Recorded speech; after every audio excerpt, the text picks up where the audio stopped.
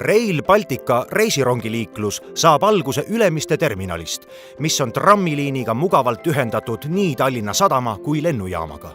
Kaasaegse ja keskkonnasõbraliku raudtee kogupikkus Baltimaades on 870 kilomeetrit. Reisijate kõrval hakkab Rail Baltical liikuma ka kaup, mille siht ja lähtekohaks Eestis on Muuga terminal. Tallinnast Pärnusse jõuab elektrirong 3/4 tunniga, Riiga saab 2 ja Varssavisse 6 tunniga. Raudtee planeerimisel on erilist tähelepanu pööratud keskkonnameetmetele.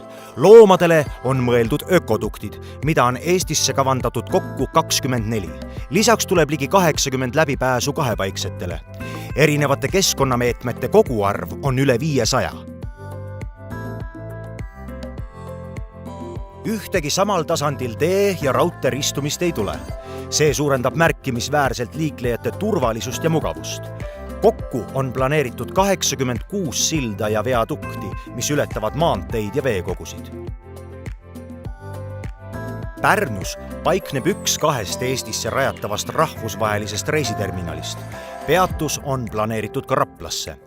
Maakonna planeeringutes on märgitud 10 võimalikku kohaliku peatuse asukohta: Assaku, Luige, Saku, Kurtna, Kohila, Järvakandi, Kaismaa, Tootsi, Kilksamaa ja Häädemeeste.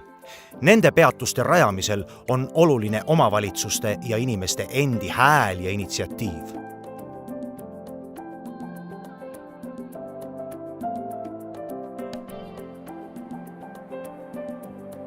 Pärnu reisiterminal toob suvepealinna meie väliskülalistele lähemale ja avardab ühtlasi kohalike inimeste reisimisvõimalusi. Näiteks Tallinna lennujaam on ligi tunni ja Baltimaade suurim õhuvärav Riias 1,5 tunni kaugusel. Parem ühendatus pakub uusi võimalusi kohapealse ettevõtluse arenguks ja töökohtade loomiseks. Kiire ja mugav rongiühendus võimaldab suunata kaubavedusid maanteelt rongile. Tallinn-Pärnu-Ikla maantee on kõige tihedama liiklusega Eesti maantee, kus liigub igapäevaselt üle 8500 auto. Neist 1500 on raskeveokid, kusjuures viimase 15 aasta jooksul on rekkade arv sellel maanteel kahekordistunud.